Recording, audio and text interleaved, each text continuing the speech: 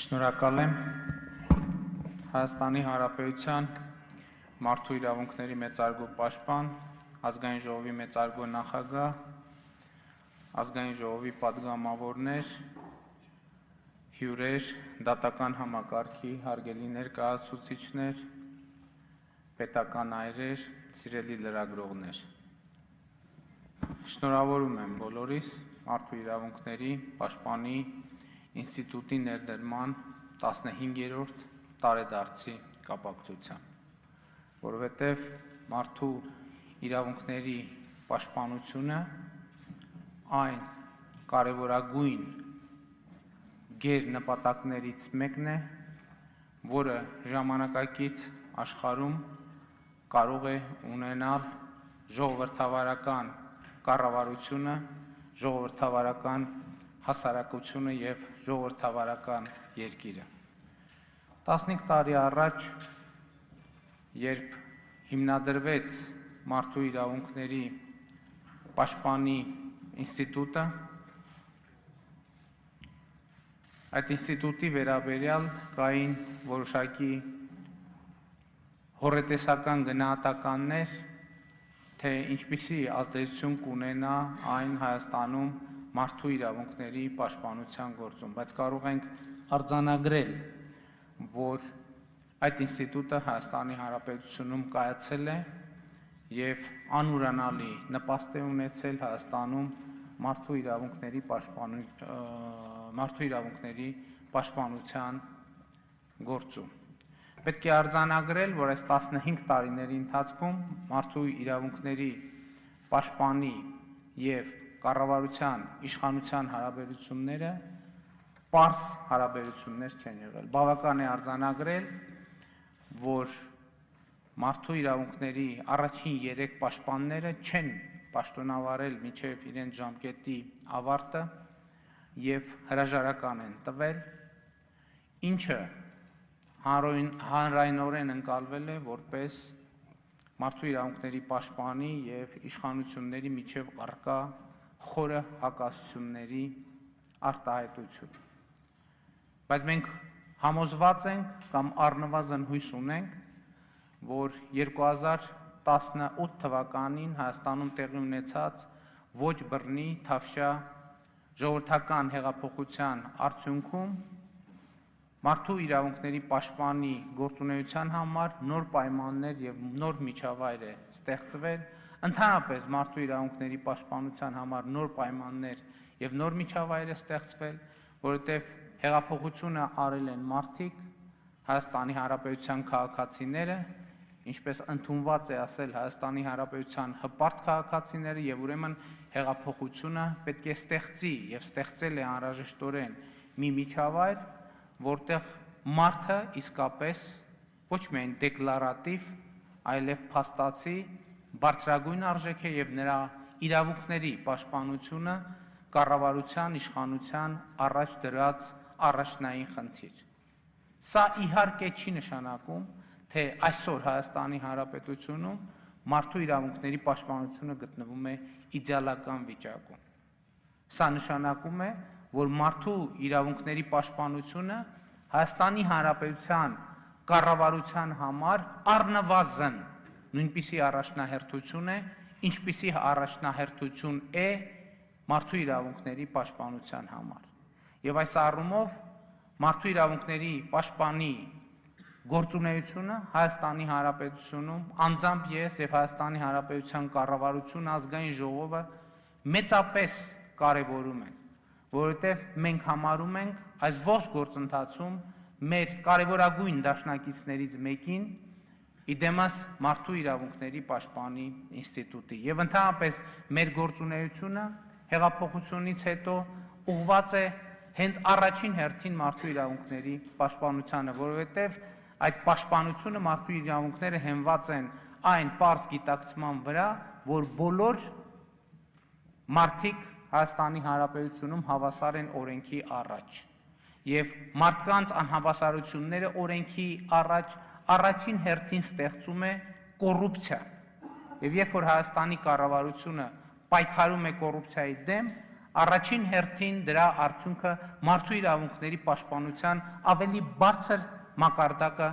պետք է լինի։ Երբ Հայաստանի կառավարությունը պայքարում է մենաշնորհների դեմ, դա առաջին հերթին անդրադառնում է մարդու իրավունքների պաշտպանության մակարդակի վրա, տվյալ դեպքում սեփական բարեկեցությունը կառուցելու յուրաքանչյուր քաղաքացու իրավունքի վրա։ Մենք այսօր արձանագրում ենք, այդ թվում մարդու իրավունքների պաշտպանի աջակցությամբ, որ Հայաստանի Հանրապետությունում ունենք մեծ օրակարգ մարդու իրավունքների պաշտպանության առումով։ Բայց կարող ենք արձանագրել, որ լուծվել են ինստիտուցիոնալ կարևորագույն հարցեր, որոնք երկար տարիներ թվացել են անլուծելի։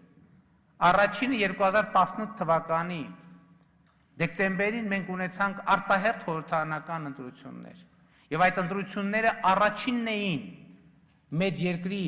պատմության խորհրդարանական ընտրությունների մեջ, որոնց արդյունքները չվիճարկվեցին սահմանադրական դատարան եւ որոնց արդյունքները կասկածի տակ չդրվեցին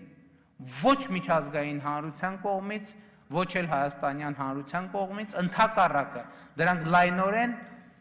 գնահատվեցին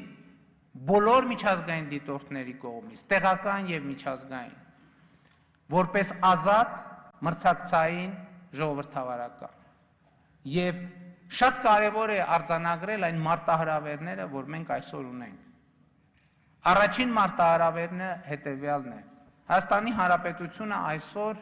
աներկբա ժողովրդավարական երկիր է, բայց այդ ժողովրդավարությունը, թույլ տվեք ասել,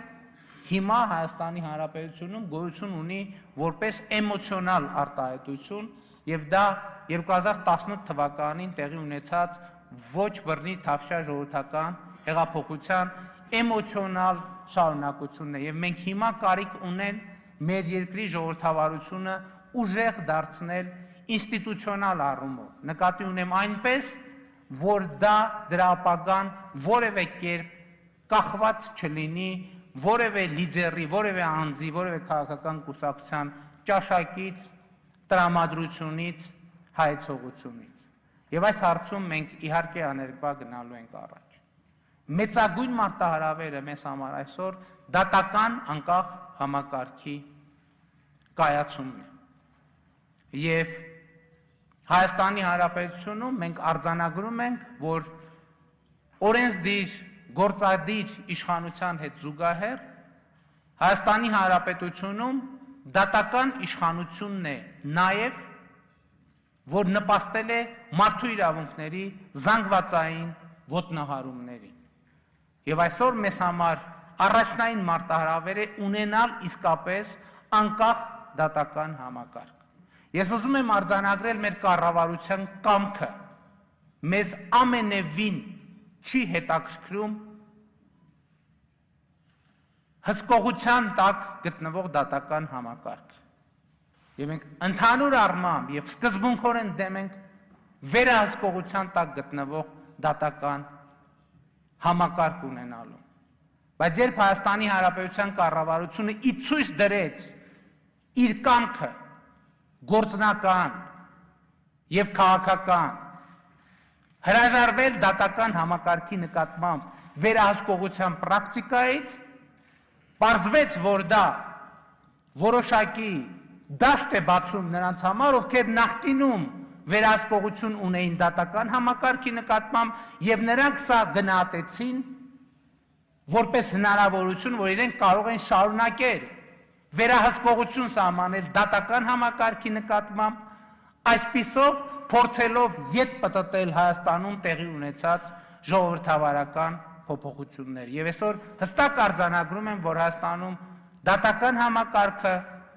վերից մինչև վար պետք է ենթարկվի խորքային բովանդակային փոփոխությունների, այնպես որ այդ դատական համակարգը լինի իրապես անկախ եւ լինի Հայաստանում ժողովրդավարության, մարդու իրավունքների պաշտպանության, օրինականության առանցքային ինստիտուտներից մեկը։ Մենք այսօր մեծ խնդիրներ ունենք ընդհանրապես իրավական համակարգի աշխատանքի որակի հետ կապված։ Եվ այդ խնդիրները օբյեկտիվ են, որովհետև այդ համակարգերը շատ երկար տարիներ աշխատել են մի միջավայրում, մի պայմաններում, որոնք իրենց խորքում հակոտնյա են եղել մարդու իրավունքների պաշտպանությանը եւ հետեւաբար նոր միջավայրում մեզ հարկավոր է ունենալ նոր իրավապահ համակարգ նույնպես։ Եվ թույլ տվեք ասել, որ այս ողջ բարեփոխումների համատեքստում մեզ համար առանցքային է մարդու իրավունքների պաշտպանի ինստիտուտը, որովհետև մարդու իրավունքների պաշտպանի ինստիտուտը մարդու իրավունքների պաշտպանին մենք դիտարկում ենք որպես կատալիզատոր մեր կողմից իրականացվող բարեփոխումների գնահատման համար։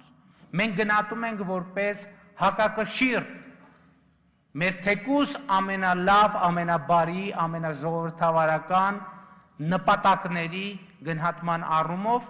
եւ համոզված եմ, որ Հայաստանի Հանրապետությունում մարդու իրավունքների պաշտպանի ինստիտուտը, մարդու իրավունքների պաշտպանը հենց այդպիսի դերակատարում ունի եւ Հայաստանի Հանրապետության կառավարությունը, Հայաստանում իշխող քաղաքական մեծամասնությունը ամեն ինչ կանի, որպեսզի մարդու իրավունքների պաշտպանի գործունեության համար ստեղծի բոլոր նպաստավոր պայմանները, որպես ժողովրդավարության, օրինականության, մարդու իրավունքների պաշտպանության կարևորագույն ինստիտուտներից մեկը։ Շնորհավորում եմ եւս մեկ անգամ մեզ բոլորիս այս կարևորագույն ինստիտուտի հիմնադրման առիթով եւ ուզում եմ համոզմունք հայտնել, որ Հայաստանում մարդու իրավունքների պաշտպանության վիճակը ամեն օրվա, ամեն շաբաթվա, ամեն ամսվա եւ ամեն տարվա հետ ավելի կլավանա եւ դա կլինի ոչ թե Հայաստանի Հանրապետության կառավարության եւ մարդու իրավունքների պաշտպանության հակադրության, այլ այդ երկու ինստիտուտների համագործակցության արդյունք։ Շնորհակալություն։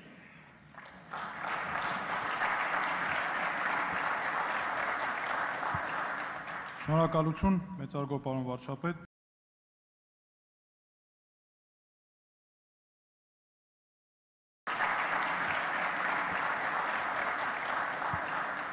Շնորհակալություն, մեծարգո պարոն վարչապետ։ Խոսքը փոխանցում եմ Հայաստանի Հանրապետության ազգային ժողովի նախագահ մեծարգո պարոն Արարատ Միրզոյանին։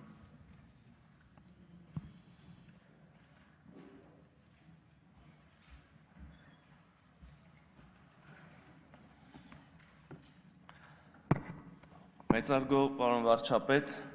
մարդու իրավունքների հարգելի պաշտպան, հարգելի հյուրեր, տիկնայք եւ պարոնայք։ Ուրախ եմ ողջունել ձեզ ազգային ժողովի հարկի տակ մարդու իրավունքների պաշտպանի գրասենյակի 15-ամյակին նվիրված միջոցառմանը։ Մարդու իրավունքների պաշտպանի մասին Հայաստանի Հանրապետության օրենքը Հայաստանում ընդունվել է 2013 թվականի հոկտեմբերին, սակայն մարդու իրավունքների պաշտպանը փաստացի սկսել է գործել, ինստիտուտը փաստացի սկսել է գործել 2004 թվականից։ Հետագայում սահմանադրական փոփոխություններով ամրագրվել են պաշտպանին դիմելու յուրաքանչյուր քաղաքացու բացառիկ իրավունքը, սահմանվել է, որ մարդու իրավունքների պաշտպանի օրենքը սահմանադրական օրենք է։ Ի սկզբանե ստեղծված լինելով որպես որևէ մարմնից ու ազդեցությունից անկախ հաստատություն, այս տարիների ընթացքում Օմբուդսմենի ինստիտուտը հասցրել է երկար ճանապարհ անցնել եւ կայանալ։ Այնուամենայնիվ, ցավալիորեն, ինչպես բազմաթիվ այլ ինստիտուտներ ու մեխանիզմներ Հայաստանում վերջին 2 տասնամյակից ավել ընկած ժամանակահատվածում, այնպես էլ մարդու իրավունքների պաշտպանի ինստիտուտը, նրա գրասենյակը իր կայացման ճանապարհին հաճախ հանդիպել է քաղաքական մեծ խոչընդոտների, որոնք թույլ չեն տվել ամբողջապես իրականացնել սահմանադրությամբ եւ օրենքով նախատեսված լիազորությունները։ Եվ սա տեղի է ունեցել իրական ժողովրդավարական հասարակություն կայացնելու քաղաքական կամքի բացակայության պատճառով։ 2018 թվականից ի վեր, երբ Հայաստանի Հանրապետության քաղաքացիները ոտքի կանգնեցին պաշտպանելու իրենց իրավունքներն ու ազատությունները, Հայաստանի Հանրապետությունում ստեղծված են լավագույն պայմանները օմբուդսմենի ինստիտուտի աշխատանքների համար։ Եվ սա ամենևին ոչ նրա համար, որ այդպես ընդունված է առաջադեմ երկրներում եւ մենք ցանկանում ենք մեր նկարագրի այդ տողի դիմաց դրական նշան դնել, այլ վստահաբար, որովհետեւ մարդու իրավունքները, նրանց պաշտպանությունը, մարդու ազատությունները, բոլոր այլ ժողովրդավարական արժեքներն ու սկզբունքները մեր արժեքային համակարգի հիմնաքարերն են։ Եվ ահա այս ինստիտուտը կարևորագույն դեր կարող է ստանձնել մարդկանց տարիներ ի վեր ոտնահարված իրավունքների պաշտպանության եւ վերականգնման գործում, քանի որ օմբուդսմենն իրապես համարվում է խորհրդարանական իրավապաշտպան, որպես Հայաստանի օրենսդիր մարմնի ղեկավար ուզում եմ այսօր վերահաստատել, որ այս ինստիտուտի առջև չկան եւ չեն կարող լինել որևէ քաղաքական խոչընդոտներ գործառույթների լավագույն իրականացման համար։ Եվ մենք հանդիսանում եւ հանդիսանելու ենք այս ինստիտուտի գործունեության երաշխավորը։ Ուրախությամբ պետք է փաստեմ, որ հենց Թավշյա հեղափոխությունից հետո մեծապես աճել է մեր քաղաքացիների վստահությունը մարդու իրավունքների պաշտպանի եւ նրա գրասենյակի նկատմամբ, ինչի մասին խոսում է այստեղ ուղղվող դիմումների էական աճը։ Անցյալ տարի դեկտեմբերին տեղի ունեցած խորհրդարանական ընտրություններից հետո ընտրություններ, որոնք ամենաբծախնդիր դիտորդական առաքելությունների կողմից գնահատվեցին իբրև իրապես ազատ, մրցակցային եւ ժողովրդավարական միջազգային ստանդարտներին համապատասխան, նոր ազգային ժողովը սերտորեն համագործակցում է մարդու իրավունքների պաշտպանի գրասենյակի հետ։ Մասնավորապես ուզում եմ կարևորել օրենսդրական ակտերի նախագծերի տեսքով առաջարկները, որ մենք պարբերաբար ստանում ենք մարդու իրավունքների պաշտպանից։ Ինչպես նաև այն, որ մինչև ընդունվելը օրենքների նախագծերը համապատասխան փորձաքննություն են անցնում պաշտպանի աշխատակազմում։ Օրինակ, այս տարի առաջին անգամ խորհրդարանն ընդունեց քրեակատարողական օրենսդրության բարեփոխման մեծ փաթեթ, որն ըստ էության անմիջականորեն մշակվել էր մարդու իրավունքների պաշտպանի գրասենյակում եւ հիմնված էր նրա գործունեության արդյունքների վրա։ Այս օրենսդրական փաթեթը հետագայում մանրամասն քննարկման արժանացավ ազգային ժողովի պետական իրավական հարցերի մշտական հանձնաժողովում եւ ընդունվեց ձայների միաձայն բաշխմամբ։ Այս փաթեթի հիման վրա արդեն իսկ պրակտիկայում տեսանելի են դրական տեղաշարժերը, որոնք ներդրվել են ազատությունից զրկված անձի վարքագծի ռիսկային գնահատման մեխանիզմի հիմքերը, նրա նկատմամբ անհատական մոտեցման կարևորությունը, քրեակատարողական հիմնարկում բժշկական օգնության ամրապնդման հիմքերը եւ այլն։ Իբրև վերահսկողական լուրջ գործառույթներ ունեցող խորհրդարան, մենք այս դահլիճում եւ ազգային ժողովի մյուս սրահներում հաճախ լսումներ ենք կազմակերպում տարբեր օրենսդրական նախաձեռնությունների կամ հասարակությանը հուզող հիմնական խնդիրների մասին։ Եվ մարդու իրավունքների պաշտպանը որպես կանոն մասնակցում է այդ լսումներին։ Որպես օրինակ կարող եմ հիշել պարոն Թաթոյանի զեկույցը իմ նախաձեռնությամբ վերջերս հրավիրված լսումներին, որոնք նվիրված էին պետության եւ հասարակության կարիքների համար բազմաթիվ քաղաքացիների սեփական իրավունքից զրկելու զանգվածային դեպքերին։ Որպես խորհրդարանի ղեկավար ես կարևորում եմ Հայաստանի մարդու իրավունքների պաշտպանի կողմից հանրությանը հետաքրքրող տարբեր հիմնախնդիրներով իրազեկման արշավների կազմակերպումը։ Դա զգալիորեն օգնում է օրենքների առավել լիարժեք կիրառության ապահովում։ Հատկապես կարևոր եմ համարում նրանք, որոնք ուղղված են կանանց իրավունքների պաշտպանությանը, ներառական կրթության ներդրմանը, երեխաների իրավունքներին եւ այլն։ Վստահ եմ, որ հանրությունը պետք է լիարժեք տեղեկություններ ունենա իր իրավունքների եւ դրանց պաշտպանության հնարավորությունների մասին։ Ցավոք, մեր հասարակությունում կա իրապես դրանց կարիքը։ Պատշաճ իրազեկումներն են, որ հնարավորություն են տալիս կոտրել կարծրատիպեր, բացառել սխալ ընկալումներ։ Վստահ եմ, որ մեր ինստիտուտների համագործակցությունը դեռևս նորանոր պտուղներ է տալու։ Մարդու իրավունքների պաշտպանի գրասենյակի սիրելի աշխատակիցներ,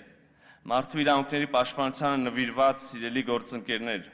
թույլ տվեք շնորհավորել ձեզ 15-ամյակի կապակցությամբ եւ համագործակցության ձեռք մեկնել համատեղ ուժերով կայացնելու իրավահավասար եւ պաշտպանված իրավունքներով լի մեր երազանքների Հայաստանի կերտման գործում։ Մեր աշխատանքի լավագույն արդյունքը կլինի ձեր գրասենյակի դատարկ փոստարկղը, իր նշանավորումն Հայաստանի Հանրապետությունում ժողովրդավարության կայացման, իրավունքի գերիշխանության հաստատման եւ մարդու իրավունքների պաշտպանության։ Շնորհակալություն։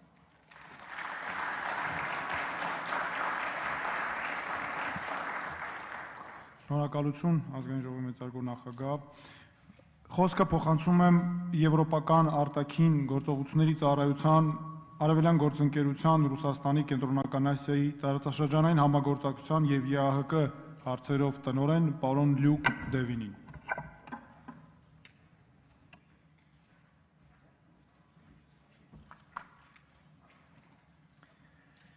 Thank you, the Human Rights Defender, the Prime Minister, the President of the National Assembly, Excellencies, ladies and gentlemen. It's a pleasure to be back in Armenia to celebrate this 15th anniversary of the Human Rights Defender institution, which we are happy to support.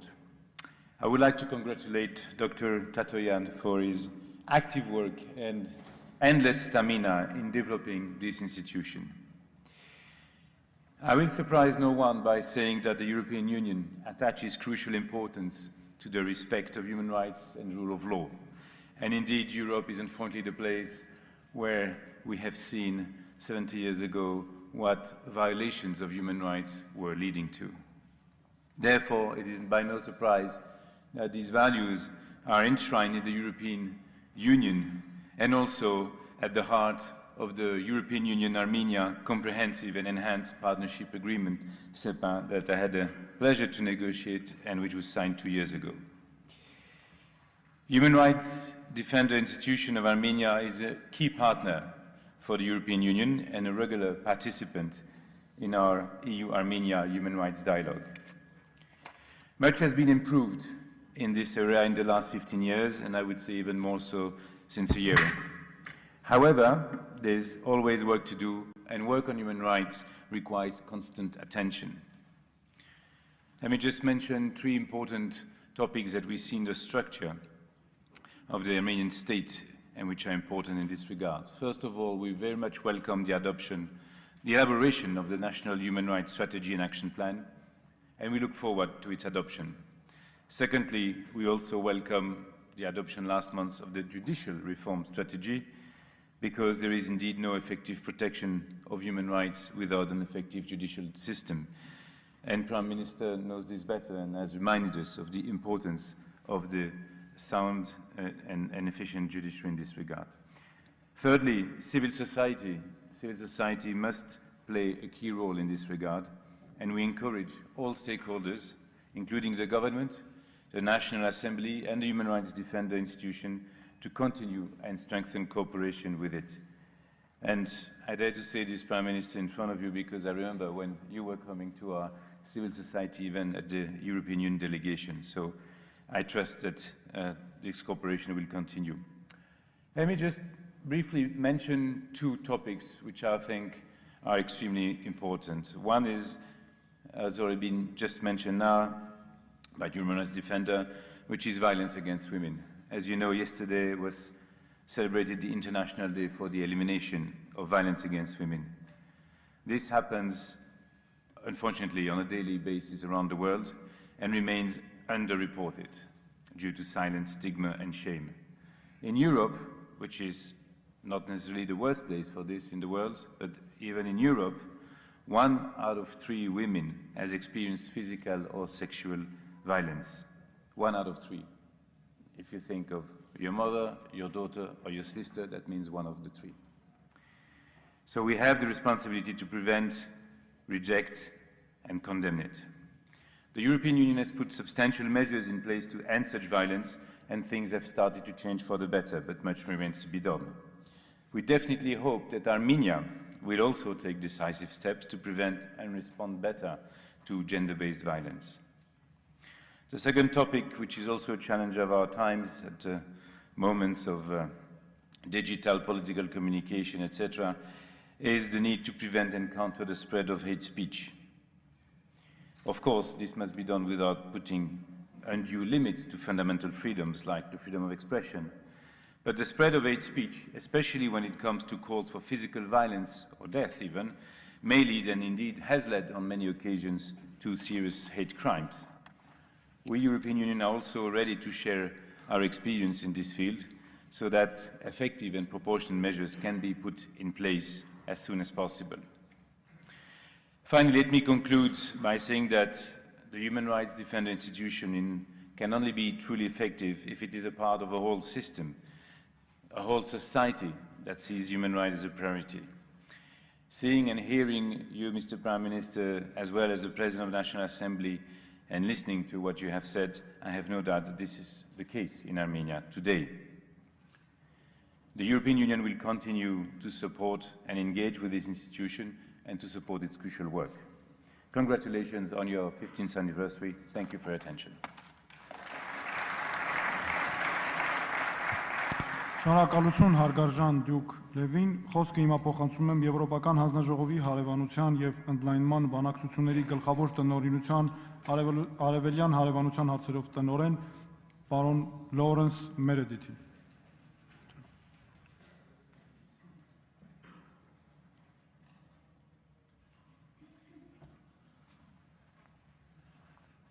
Prime Minister, Speaker, Defender of Human Rights, Ministers, parliamentarians, ambassadors and distinguished guests. Let me join Luke on behalf of the European Union in congratulating Armenia on this happy 15th anniversary. I think it's a really important event and it's shown by the presence of so many distinguished people and yourself, Prime Minister, here. I'd like to make three brief points in addition to what Luke has said. Firstly, Prime Minister, we very much welcome the commitment that you personally have brought through the Velvet Revolution to ensure that in this society, in beautiful Armenia, where I'm very pleased to be back again today, no one is left behind. As the European Union,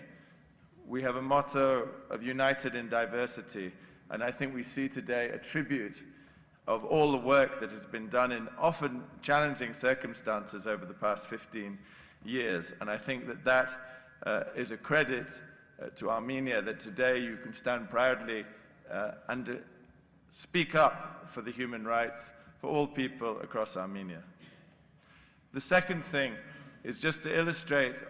what Luke has been saying. I'd like to give you a couple of examples of the way in which we, the European Union, are working with Armenia in support of your vision for the people.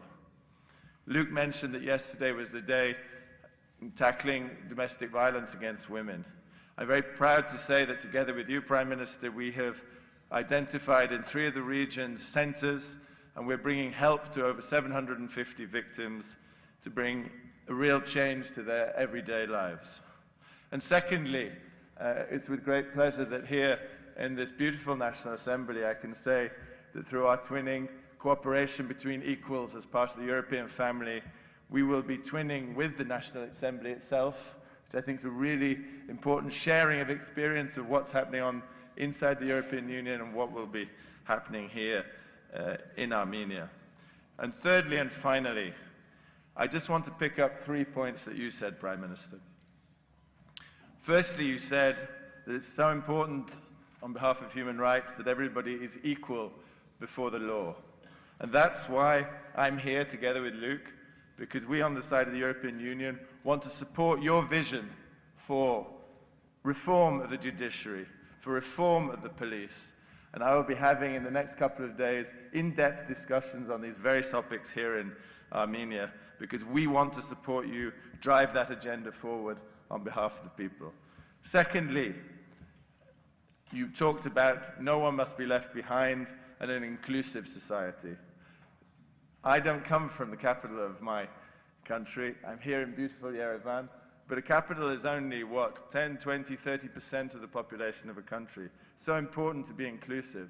So that's why I mentioned we have centers in 3 of the 9 regions of Armenia. We want to work outside the capital in the regions, and that's why, together with you, we have a partnership in Lori, Shirak, and Tabush, where we will be working also with the people on the ground. And thirdly and finally, you talked of the spirit of the Velvet Revolution, by the people, for the people. And there, I think you embody, under your team, the importance of civil society and engaging with people, as Lucas already said. And we, the European Union, stand with you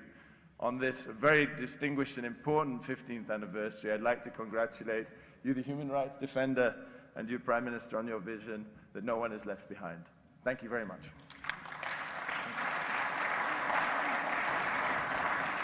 Շնորհակալություն, հարգարժան պարոն Մերեդիտ։ Սիրելի հյուրեր, խոսքը փոխանցում եմ Հայաստանում ՄԱԿ-ի մշտական համակարգող հարգարժան պարոն Շոմբի Շարփին։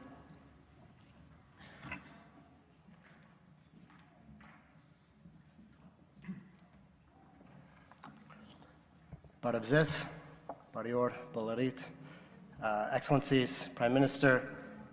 President of the National Assembly, Human Rights Defender of Armenia, ambassadors, distinguished guests, members of parliament. It's a great honor on behalf of the United Nations system to be here with you today in this National Assembly hall, at the very center of democratic and citizen power, the essence of accountable governance, to celebrate 15 years of the Human Rights Defender institution of Armenia. And if I could just take a very quick step back, as other speakers have, and reflect on the momentous year that we experienced last year here in Armenia. And I mean not just the 70th anniversary that we marked of the Universal Declaration of Human Rights, nor the European Convention on Human Rights, which came into force soon thereafter. Both of these cornerstone agreements, of course, for the first time assuring everybody across the world that all rights apply to them, civil, political, economic, social, and cultural, regardless of race and gender, belief, or other distinctions, that human rights are universal and indivisible, the only question being how to enforce them, and that is very much the topic of today. Secondly, of course, here in Armenia, we witnessed a remarkable, peaceful revolution, a stand for the rights and freedoms that resonated, in fact, across the world, with women and young people at the core, bringing life to these declarations here in Armenia. And as the UN Secretary General noted at the time, during the General Assembly, a reason to hope that upcoming generations will do better than the previous. And I think in this sense, he meant both Yeri Tesardner, Yev Hokov, Yeri Tesardner, the young and the young at heart, for those of us who have gray hair. Last year also marked the 20th anniversary of the of the Declaration of Human Rights Defenders, recognizing those who serve to protect people in the face of rising intolerance, racism, repression across the world. Standing at the confluence of these two important streams, we cannot overstate the importance of the Human Rights Defender's Office as an independent state institution, providing a bridge between citizens, civil society, and accountable government. And this role played out so visibly, so viscerally in last year's events and must continue as we move ahead. The scope and the demands of the Ombudsperson Office are in fact so broad and so weighty that the first European Union Ombudsperson, Jacob Soderman, once noted that the Ombudsperson is compared often to a Batman or a Superman. I'm sorry to say, in the end he concluded the Ombudsperson is neither Batman nor Superman, but a very strong emblem and symbol of the hope, the great hope and the great need for people to understand that the average citizen can achieve lawful rights in the face of great power. Thus the need for a strong human rights defender and the need for strong partnerships. And this is why I'm very proud that we in the UN country team here in Armenia have been supporting the Human Rights Defender's Office since its inception, and so pleased now to have such a robust partnership together with our European Union colleagues, helping to implement human rights budget support through the joint UN action, promotion and protection of human rights in Armenia, collective effort of UNDP, UNICEF, and UNFPA, supporting such priority areas that have already been mentioned as the prevention of torture and ill treatment, anti-discrimination law, gender equality, child rights, follow-up,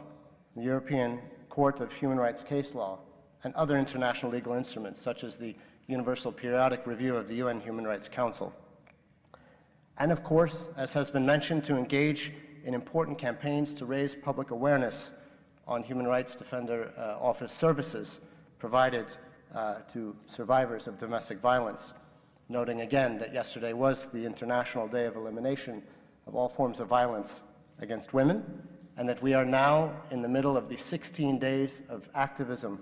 bridging that day with International Human Rights Day on December 10th. So let me conclude by saying that the protection of human rights is not only a matter of universal values, but also a key to achieving Agenda 2030 and the Sustainable Development Goals, to achieving Armenia's long-term transformation strategy. In the words of the Secretary General, we will not enjoy security without sustainable development. We will not enjoy sustainable development without security, and we will enjoy neither without respect for human rights. So congratulations to the Human Rights Defender's Office, Mr. Tatoyan, and all of his team on this happy birthday. I think it is no surprise that you remain in full compliance with the Paris Principles for Human Rights Defenders institutions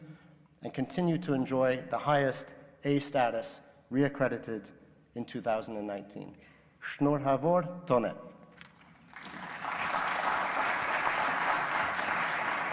Շնորհակալություն, Արգարժան պարոն Շոն Բիշարպ, սիրելի հյուրեր, խոսքը փոխանցում եմ Մարդու իրավունքների Եվրոպական դատարանի դատավոր Հայաստանի Հանրապետության Մարդու իրավունքների երկրորդ պաշտպան պարոն Արմեն Հարությունյանին, խնդրեմ Արգարժան պարոն Հարությունյան։ Շնորհակալություն, հարգելի Մարդու իրավունքների պաշտպան, հարգելի վարչապետ, ազգային ժողովի նախագահ, հարգելի հյուրեր, տիկնակ եւ պարոնայք, 15 տարվա ժամանակահատվածը բավարար է, որպեսզի մենք ձեր հետ արձանագրենք, որ Հայաստանի Հանրապետության Մարդու իրավունքների պաշտպանի ինստիտուտը կայացած ինստիտուտ է եւ այն վայելում է բարձր հեղինակություն ոչ միայն Հայաստանի Հանրապետությունում, այլ նաեւ նրա սահմաններից դուրս։ Եվ կայացման տեսակետից պետք է ընդգծեմ, որովհետեւ յուրաքանչյուր ինստիտուտի կայացման հարցում շատ կարեւոր է թե ով է եղել առաջինը, որտեւ առաջիններն են ճիշտ կամ սխալ ուղղություն տալիս այդ ինստիտուտին եւ չեմ կարող չնշել, որ բարեբախտաբար Լարիսա Ալավերդյանը որպես առաջին մարդու իրավունքների պաշտպան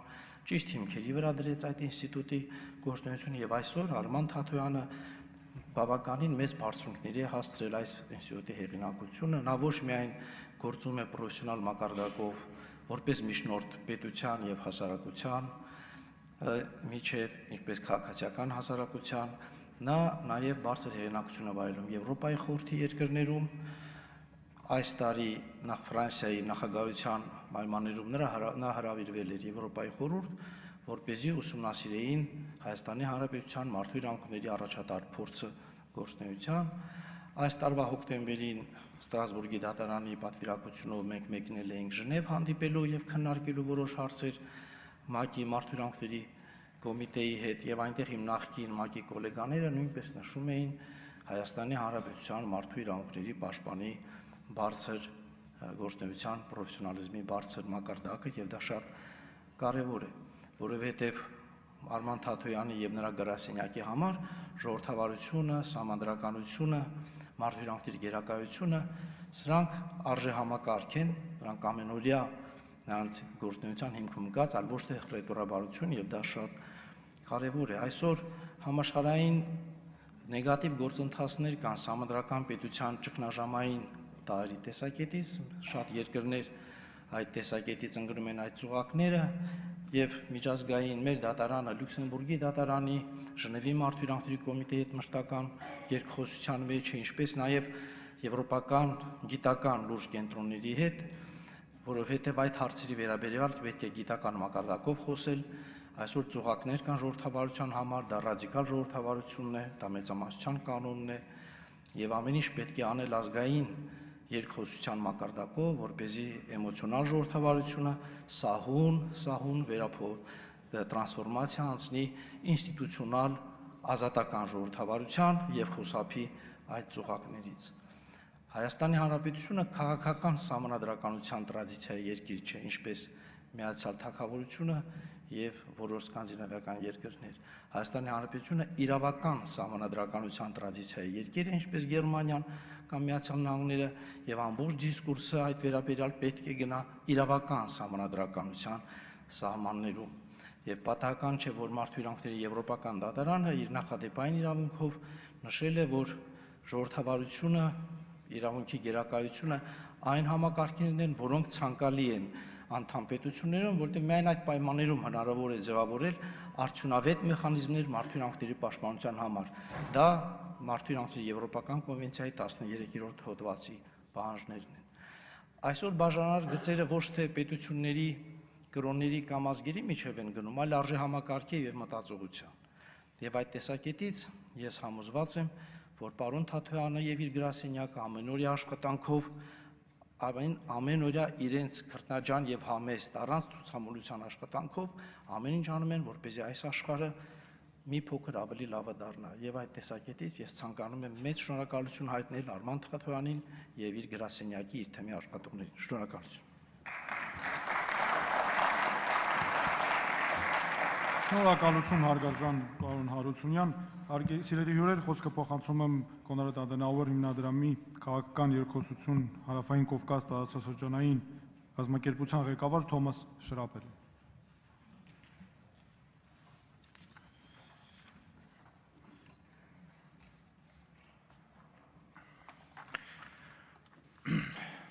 His Excellency Nikol Pashinyan, Prime Minister of Republic of Armenia,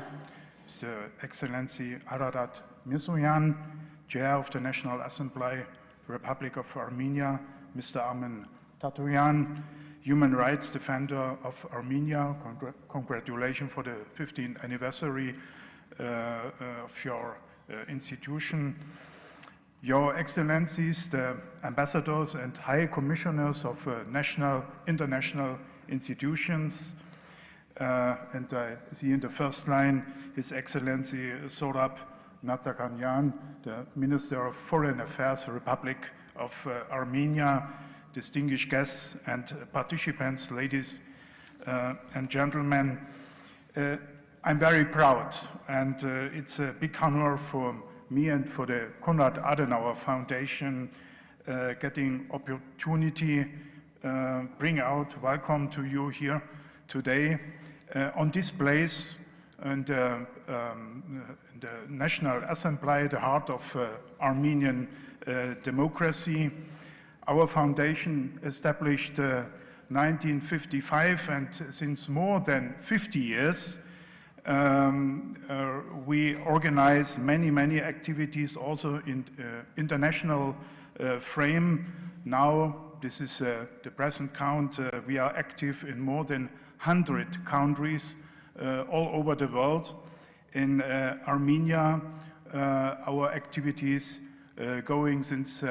2003, and with our own office here in Yerevan, we work since 2008. At home, in Germany, as well as abroad, our activities aim at promoting freedom and liberty, peace and justice. All our activities in Armenia focus on consolidation, democracy, and the view of supporting for deeper relations for European Union. This is one of our main activities. And in our experience, the Armenians, the politicians, and also the peoples of the civil society are very open for our activities, and our collaboration very trustful here. I remark this because this is not the normal situation in all countries where we work. So we have many partners in the politics and in the civil society, and the Human Rights Defenders Institution is for us a very special partner, because in his function within the Armenian society. In our understanding, the Human Rights Defender Institution It's an institution between politicians and between the politics and also the civil society. And it's a key for communication between politics and civil society. And this is the background also for our collaboration. I remarked this. This collaboration, especially also with the institution of the human rights defenders, is very trustful. It's a big luck for our activities, for our work here. One more, thanks for all. Thanks very much for the opportunity participating on this conference here in the National Assembly, and I wish you all a very successful conference. Thank you very much. Շնորհակալություն, պարոն Շրապել։ Սիրելի հյուրեր, մենք հիմա անցնում ենք արդեն առաջին քննարկմանը, որը նվիրված է մարդու իրավունքների ազդային հաստատությունների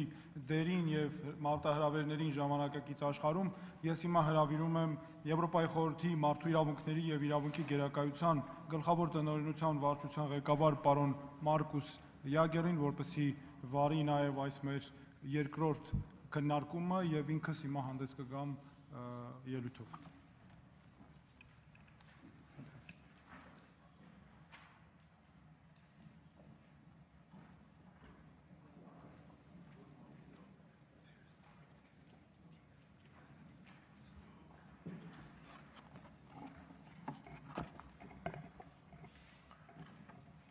Սիրելի հյուրեր, շնորհակալ եմ, որ ժամանել եք Հայաստանի Հանրապետության պետական հարգարժան բարձրաստիճան այրեր, ներկայացուցիչներ, հասարակական կազմակերպությունների սիրելի ներկայացուցիչներ, սիրելի լրագրողներ, տիկնայք եւ պարոնայք։ Հայաստանի մարդու իրավունքների պաշտպանի հաստատությունը ներկայում ունի Ա կարգավիճակ, դա ՄԱԿ-ի հովանու ներքո գործող անկախ հանձնախմբի կողմից շնորհված կարգավիճակ է, որը վկայում է աշխատանքի բարձր անկախության եւ արդյունավետության մասին։ Սակայն, ինչպես ճիշտ նշեց մարդու իրավունքների երկրորդ պաշտպանը, պարոն Արմեն Հարությունյանը, հիմքերը, եթե սխալ դրվեին, մենք այս արդյունքներին չէինք կարողանա հասնել։ Եվ այստեղ այս կապակցությամբ ուզում եմ իմ խորին երախտագիտությունը հայտնել մարդու իրավունքների առաջին պաշտպան Տիկին Լարիսա Ալավերջյանին, ում օրոք ես սկսեցի աշխատել մարդու իրավունքների պաշտպանի աշխատակազմում եւ շատ լավ հիշում եմ, որքան շատ էին բարդությունները, առիթ ունեցել եմ այս մասին խոսելու, մենք անգամ օրենքն էինք մեզ հետ վերցնում տարբեր վայրեր, որովհետեւ մեր պետական մարմին գործընկերները առհասարակ տեղյակ չէին սա ինչ կառույց է եւ մեր խնդիրն էր ապացուցել, որ մենք պետական մարմնից ենք իրականում, այլ ոչ թե օրինակ այն ժամանակվա տերմինոլոգիայով արտահայտված կոոպերատիվ կազմակերպություն է։ Եվ հիշում եմ, որքան բարդ էր Տիկին Ալավերջյանի համար մշտական մարտահրավերը այդ ժամանակ հանրային իշխանության հետ հարաբերություններն էին։ Եվ հանրային խնդիր ունեինք կայացնելու այս ինստիտուտը եւ պետք է ասեմ ի պատիվ մարդու իրավունքների առաջին պաշտպանի մենք ներքին կայացման լուրջ գին վճարեցինք այդ առումով։ Պարոն Արմեն Հարությունյանի օրոք ես կարծում եմ ինստիտուտը էլ ավելի լուրջ հիմքերի վրա բնականաբար դրվեց, հատկապես միջազգային կոմպոնենտի առումով։ Մենք ձեռք բերեցինք միջազգային բարձր, սկսեցինք ավելացնել հեղինակությունը եւ շատ լավ հիշում եմ, որտեղ ինքս շարունակում էի դեռ աշխատել մարդու իրավունքների պաշտպանի աշխատակազմում, 2006 թվականին էր, որ մենք արդեն ստացանք Ա կարգավիճակը, ՄԱԿ-ի կողմից շնորհվեց եւ հիշում եմ, որքան մեծ էր ոգևորությունը, երբ մենք այդ կարգավիճակը ձեռք բերեցինք եւ խնդիր ունեինք հետագայում նաեւ մարտահրավերի առաջ էինք անել պահելու դա։ Հետագայում իհարկե մենք ունեցանք նաեւ կայացման բարձր նորից էլի գին վճարեց հաստատությունը, այն ժամանակ 2008 թվականի մարտի 1-ի իրադարձություններով հայտնի նաեւ զեկույցի հրապարակմամբ եւ կարող եմ ասել, որ սա կարեւոր էր նաեւ նշաձող ամրագրելու համար։ Մարդու իրավունքների երրորդ պաշտպանը, պարոն Անդրեասյանի ժամանակ նույնպես աշխատակազմը անցել է կայացման ճանապարհ, հատկապես բախվելով դարձյալ էլի տարբեր խաղաղ հավաքների ընթացքում մարդու իրավունքների խախտումներին արձանագրելու դրանք եւ այլն։ Ես ուզում եմ հատուկ նշել, որ ինչպես ճիշտ նշվեց նախորդ հարգարժան բանախոսների կողմից, թե ազգային ժողովի նախագահի, թե Հայաստանի Հանրապետության վարչապետի կողմից, այո, անհրաժեշտ է քաղաքական կամքի առկայություն, որը նաև կարևոր է մարդու իրավունքների պաշտպանի կողմից ներկայացվող առաջարկների կատարմանը նպաստելու համար։ Բայց ուզում եմ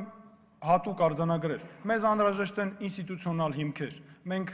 գնում ենք երկարաժամկետ հեռանկարում պետություն կայացնելու, երկարաժամկետ հեռանկարում ունենալով նաև կայացած իրավական համակարգով պետություն եւ բնականաբար դա պահանջում է մեզանից ինստիտուցիոնալ հիմքերի ամրապնդում յուրաքանչյուր կառույցի համար։ Ես ինձ մոտ շարադրել էի բազմաթիվ մարտահրավերներ, բայց հիմա ուզում եմ նշել, որ այդ մարտահրավերները հաղթահարելու համար չափազանց կարևոր է մեր համար, մարդու իրավունքների պաշտպանների համար անաչառությունը։ Չպետք է լինի քաղաքական որևէ շեշտադրում, քաղաքական որևէ հոսանքին ակնարկ անգամ, հարել անգամ, որովհետև դա կարող է կործանել տարիներով ձեռք բերածը ընդամենը 1 րոպեում։ Մարտահրավեր է, օրինակ ես մտածում էի արձագանքել խնդիրներին, որոնց հանրությանը միգուցե դուր չեն գա։ Արդյոք պետք է արձագանքել թե ոչ, կամ որոշակի պետական մարմիններ կարող են օրինակ դա խնդրահարույց ընդունել, որովհետև ասենք արտաքին որևէ այլ մարմին է առաջարկում կամ քննադատություն է ընդամենը արվում։ Դրանք կարևոր են հաշվի առնելու համար եւ նաեւ իհարկե առաջ մղելու համար մեր աշխատանքը։ Ես ուզում եմ հատուկ նշել, որ անհրաժեշտ է այո, որպեսզի իրավունքը լինի ոչ թե պատրանքային, այլ իրավունքը լինի իրական եւ յուրաքանչյուր քաղաքացի զգա իր իրավունքի իրացման սպառիչ արդյունքը իր վրա։ Դրա համար անհրաժեշտ են կայացած ինստիտուտներ, կայացած դատական իշխանություն, անկախություն, որի հետ կապված մենք ունեցել ենք տարիներով խնդիրներ, անկախության հետ կապված, հանրության վստահության հետ կապված, գործադիր իշխանության հետ կապված նույնպես եղել են խնդիրներ եւ կան խնդիրներ առհասարակ ոլորտում իրավունքների պաշտպանության եւ խորհրդարանի ոլորտում նույնպես պետք է պատշաճ համագործակցություն։ Ես ուզում եմ հատկապես կարևորել մեր համատեղ աշխատանքը օրենսդիր, գործադիր դատական իշխանության մարմինների հետ։ Կառավարության հետ մենք ունենք այսօր կարծում եմ բարձր որակի համագործակցություն, ներգրավված ենք տարբեր ոլորտներում եւ աշխատում ենք թե անհատական մակարդակում, թե իրավապաշտպան համակարգի առումով։ Խորհրդարանի հետ կարևոր է համագործակցությունը, սա ուզում եմ հատուկ շեշտել, ընդ որում ուզում եմ դրական ձեռքբերում համարել այն, որ նոր խորհրդարանում վերստեղծվեց մարդու իրավունքների եւ հանրային հարցերի հանձնաժողովը եւ կարծում եմ երկրի ժողովրդավարական հիմքերի տեսանկյունից կարևոր է, որ թե նախագահի, թե փոխնախագահի պաշտոնները տրված են ընդդիմությանը քաղաքական առումով, սա նաեւ նպաստում է մարդու իրավունքների ոլորտում ավելի մեծ խնդիրների քննարկմանը։ Չափազանց կարևոր է մարդու իրավունքների պաշտպանի համար կարծում եմ հետևողական աշխատանքը։ Հետևողական աշխատանքը յուրաքանչյուր արձանագրած խնդրի նկատմամբ։ Բոլորս գիտենք, հատկապես իմ գործընկերները, օմբուդսմանները, մարդու իրավունքների ազգային հաստատությունների ղեկավարները, որ եթե մենք չեղանք հետևողական մեր իսկ աշխատանքի նկատմամբ եւ առաջարկի նկատմամբ պետական ապարատը, այսպես արտահայտված, լուրջ չի վերաբերվելու մարդու իրավունքների պաշտպանի աշխատանքին։ Եվ իհարկե մեզ համար կարևոր է քաղաքացիական հասարակությունը։ Քաղաքացիական հասարակությունը ես համարում եմ հիմնարար գործընկեր։ Հասարակական կազմակերպություններն են, որ իրական կարող են վերհանել խնդիրները։ Այդ պատճառով մենք բազմաթիվ քննարկումներ ենք պարբերաբար ունենում մեր գործընկերների հետ։ Եվ ես նաև ուզում եմ արձանագրել, որ մենք աջակցում ենք հասարակական կազմակերպություններին եւ որքան շատ լինի, որքան բարձր լինի քաղաքացիական հասարակության կայացման նշաձողը երկրում, այնքան ավելի արդյունավետ կլինի նաեւ մարդու իրավունքների պաշտպանի աշխատանքը։ Կարևոր է լրագրողների դերը, պրոֆեսիոնալ նաեւ հարթությունում, օրինակ փաստաբանների դերը, ովքեր մեր կարևորագույն գործընկերներն են։ Եվ իհարկե այս բոլորը պետք է համատեղ ուժերով հաշվի առնելով նպաստենք դրանց իրացմանը։ Ուզում եմ առանձնացնել նաև միջազգային մեր գործընկերներին։ Մենք շատ արդյունավետ աշխատում ենք համատեղ, ունենք դրական բազմաթիվ փորձեր։ Մենք օրինակ իրականացնում ենք Վրաստանի իմ գործընկերոջ հետ գրեթե ամենօրյա կապի մեջ ենք մեր քաղաքացիների իրավունքների հետ կապված խնդիրներ առաջանալու դեպքում։ Ռուսաստանի իմ գործընկերոջ հետ մենք իրականացել ենք բացառիկ փորձ ունեցանք, երբ մենք Հայաստանի քաղաքացիների համատեղ ընդունելություն արեցինք։ Դրանից բացի մենք ունենք շատ բարձր որակի համագործակցություն Ֆրանսիայի գործընկերոջ հետ եւ այլն եւ տարբեր այլ երկրների։ Միջազգային կառույցները նույնպես մեր կարևոր գործընկերներն են։ Շնորհակալ եմ եւս մեկ անգամ, որ մասնակցում եք այս միջոցառմանը։ Ես վստահ եմ, որ մեր աշխատանքները կունենան արդյունավետություն եւ կնպաստեն Հայաստանում մարդու իրավունքների վիճակի բարելավման գործին։ Շնորհակալություն։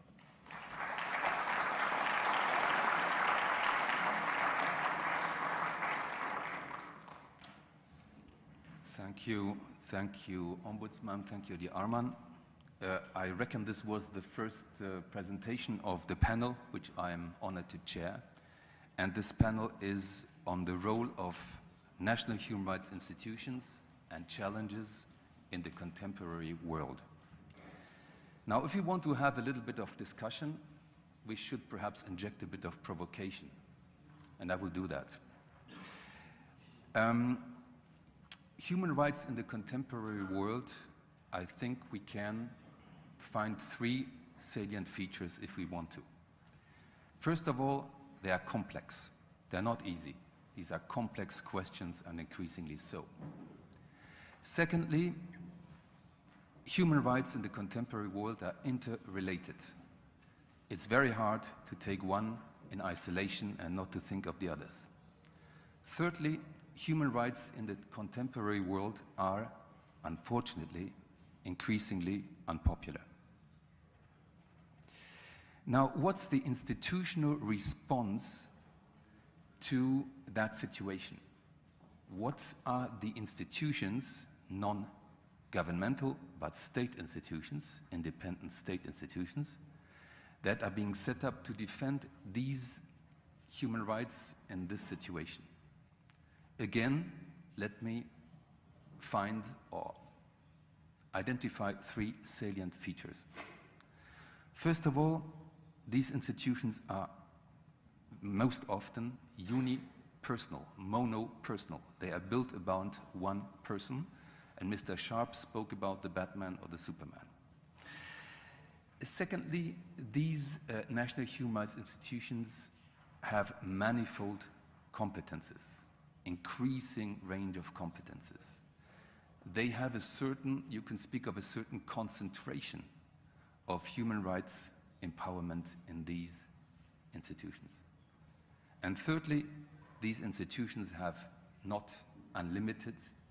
very often limited means at their disposal. Now, such a situation, is it not risky? Are we not putting all our eggs in one basket? Is there not a double situation, or is there not a situation in which we are skidding, which has two options, basically? One is that this monopersonal, strong human rights institution suffers from a certain or total lack of independence, in which case human rights are not well served. The second hypothesis or situation that can exist is that this institution and the person at the head of it is independent, but then there is a high risk of attack. Because if we have one person personifying the defense of human rights in the country, it's quite easy to attack that one person. Well, these were my short thoughts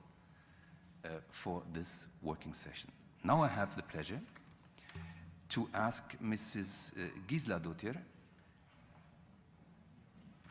who is the director of ODIHR, of the Office for Democratic Institutions and Human Rights of the OSCE, to please come and make her presentation. Thank you.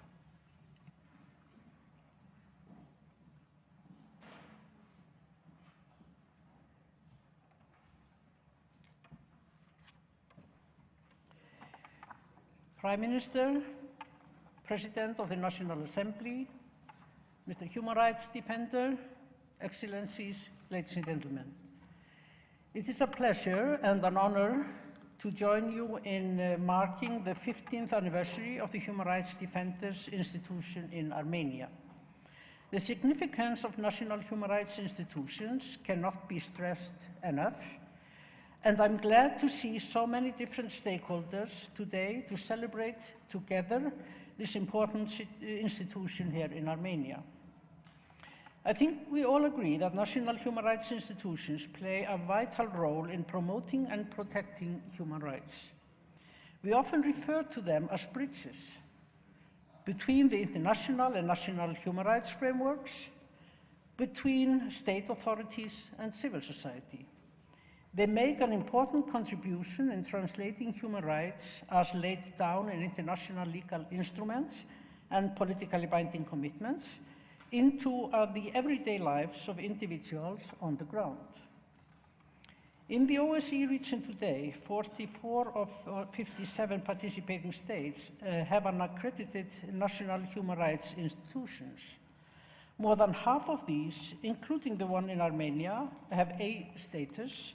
indicating their full compliance with the Paris Principles, which set out minimum criteria for their independence. National human rights institutions are key partners in ODIHR's work to assist OSCE participating states to implement their commitments in the human dimension of security. Despite their growth in numbers throughout the OSCE region and in visibility, they are also facing different challenges. Therefore, the topic of this panel is extremely relevant. Unfortunately, we see cases in the OSCE region where national human rights institutions face cuts in budget and staffing, when there are attempts to revise legislation to limit their independence, when there is political interference in the appointment of new heads of institutions. We have even seen cases when heads of institutions face smear campaigns, threats or lawsuits by state or non-state actors. Such developments put pressure on the institutions and limit their ability to address human rights violations and to stand up for society's most vulnerable. These events do not happen by chance. They are part of deliberate attempts to stifle criticism and to undermine legitimate human rights work. Another challenge, yet a necessity for all national human rights institutions,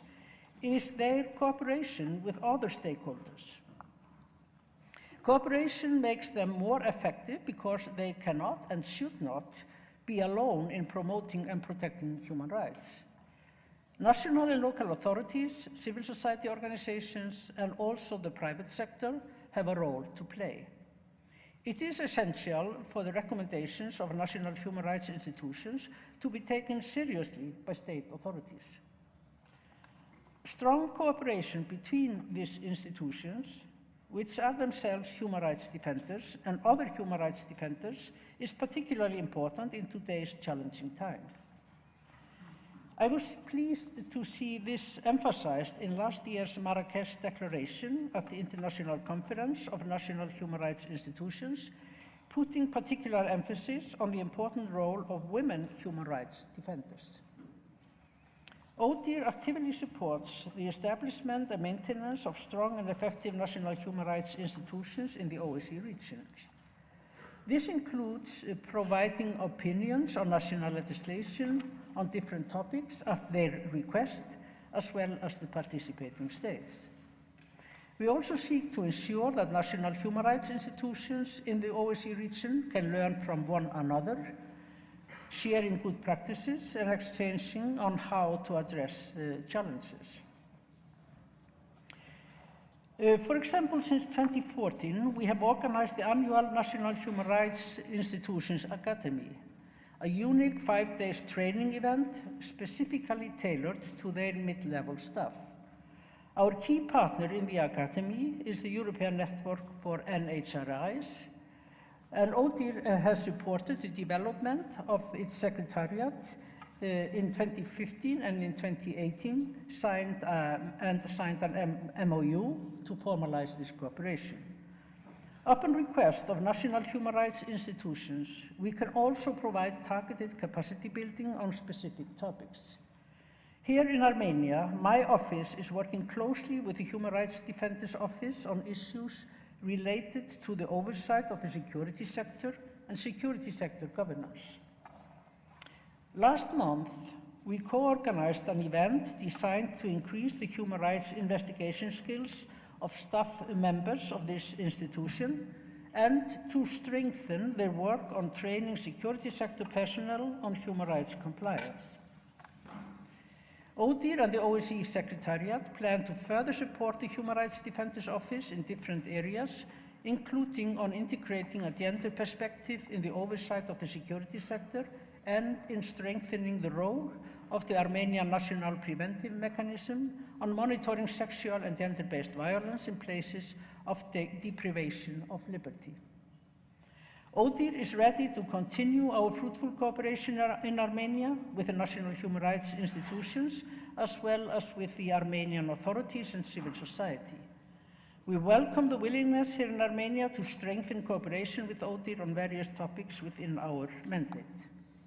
I warmly congratulate Mr. Tatoyan and his staff for their office's 15th anniversary and wish you continued success in your important work. Today's conference is an important opportunity to reflect on achievements and to find inspirations for the years ahead. Thank you for your attention.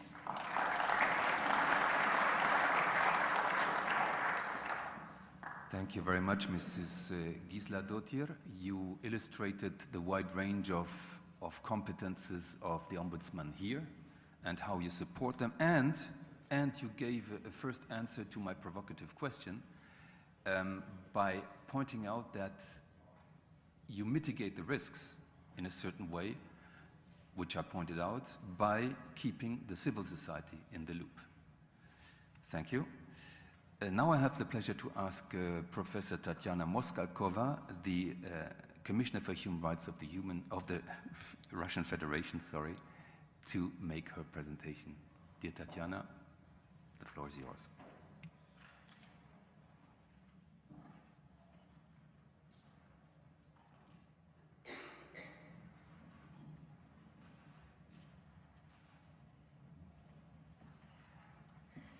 Уважаемый господин Пашинян, уважаемый господин Мирзоян, уважаемый господин Татаян, уважаемые коллеги, разрешите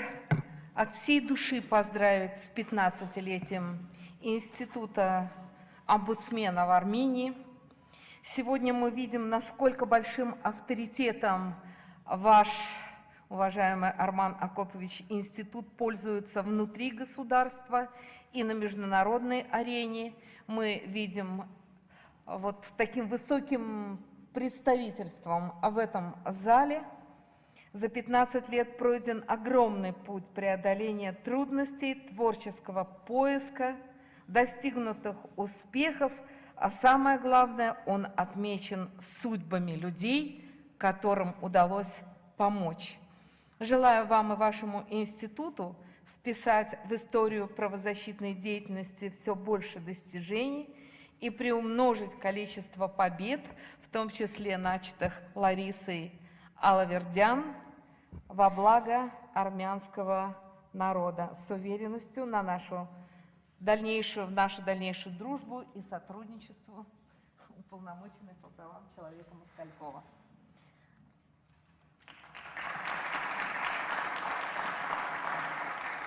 Уважаемые коллеги, тема нашей панельной дискуссии очень актуальна, поскольку она затрагивает интересы каждого человека на этой земле и нас, профессиональных омбудсменов.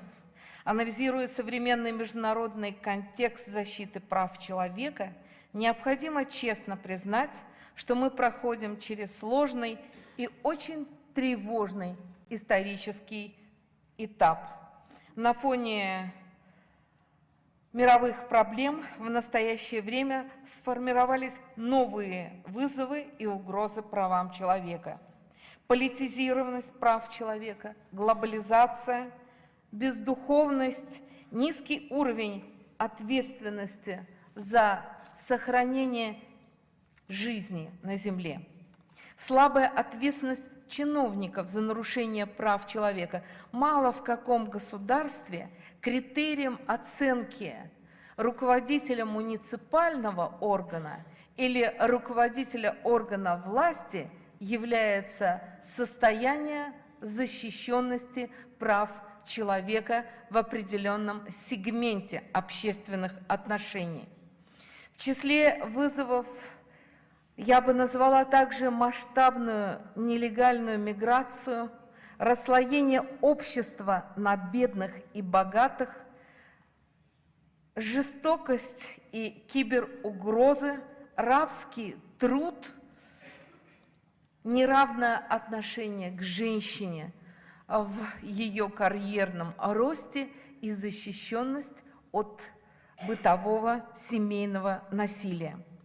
Сегодня мы еще очень далеки от искоренения указанных проблем, однако большое желание продвинуться вперед вселяет надежду на более решительные шаги со стороны государства и гражданского общества, направленные на повышение гарантий прав человека. Участие в нашей важной конференции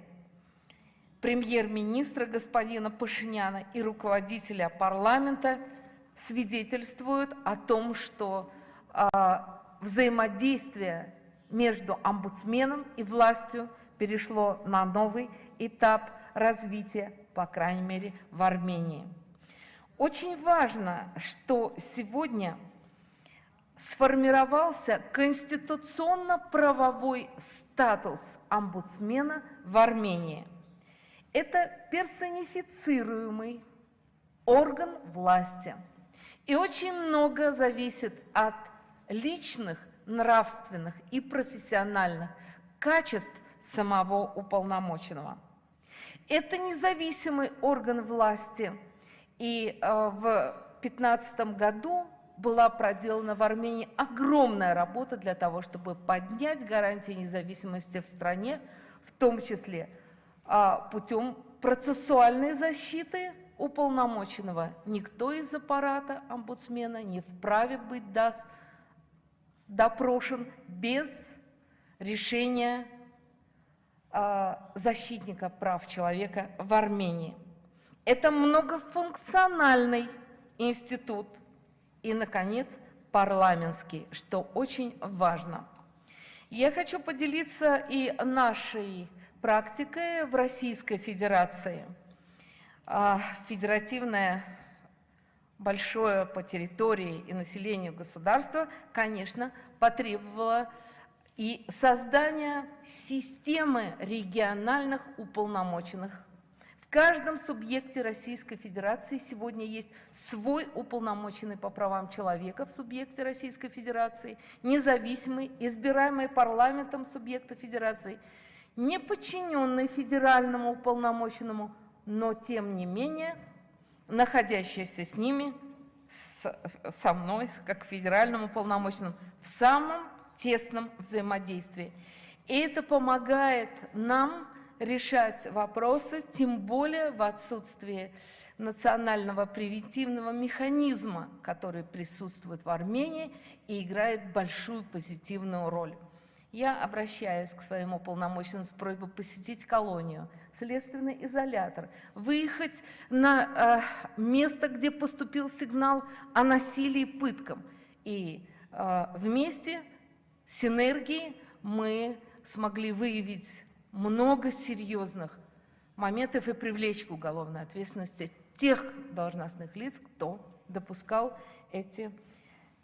страшные нарушения в отношении прав человека.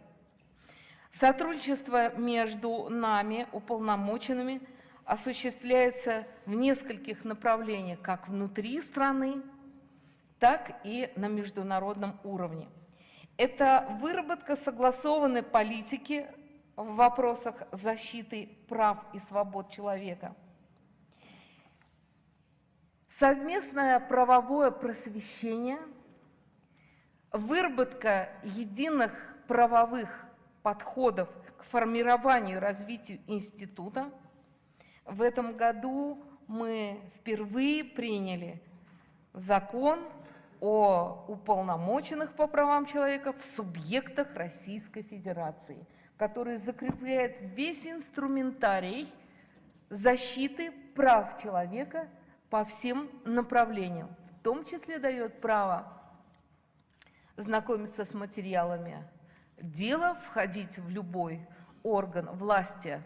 независимо от его подчиненности, но институт уполномоченного по правам человека, защитника прав человека в Армении в этом отношении пошел дальше, и для нас это положительный опыт. Не только омбудсмен реагирует на произвол, на недостатки, незаконные решения органов власти, но любого юридического лица, которое затрагивает права и интересы граждан в социальной сфере, будь то образование, медицина, торговля и так далее. И для нас это интересный опыт, который мы будем брать на вооружение. Я хотела бы поделиться, даже похвалиться тем, что мы создали научно-образовательный центр по правам человека, который может обучать аппарат новых уполномоченных по правам человека, сотрудников ОНК, общественных наблюдательных комиссий, ибо нет такого высшего учебного заведения, который бы специально готовил омбудсмена, способного выполнять задачи, как сказал уважаемый Маркус Егер, очень сложные, ибо к нам приходят с горем и несчастьем уже тогда, когда пройдены все этапы. Поэтому очень важным инструментарием уполномоченного по правам человека в России является право обращаться в Верховный суд Российской Федерации, в любой вышестоящий суд по всем вступившим в законную силу приговорам и решениям гражданско-правового порядка, с тем, чтобы с другого угла, с независимого взгляда представить судебному органу аргументы. И надо сказать, что более 20 решений было об отмене всех предыдущих судебных решений и восстановлении прав и справедливости. Завершая, я хотела бы поблагодарить Армана Акопича за очень серьезное тесное взаимодействие, которое позволило нам помочь в восстановлении нарушенных прав граждан Армении на территории России, граждан России на территории Армении, в том числе находящихся в СИЗО, в том числе связанные с ограничением в преодолением миграционных барьеров, и поддержать устремления и органов власти, и омбудсмена на создание стратегического документа национальной стратегии защиты прав и свободы человека и гражданина. Ибо, как говорил правозащитник Сахаров, мир, прогресс и права человека неразрывно связаны друг с другом, и одно никогда не может развиваться без другого. Желаю всем нам силы духа на этом трудном, но очень важном для людей пути. Спасибо.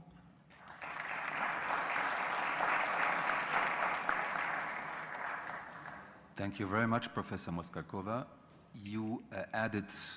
at least 4 points to the discussion which are opened. The first is that in order for this very challenged national human rights institution to work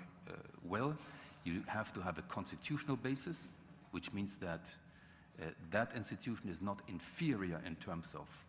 ranking to those who might violate the constitution on the authority side. You said that it is very important that the human rights institution has a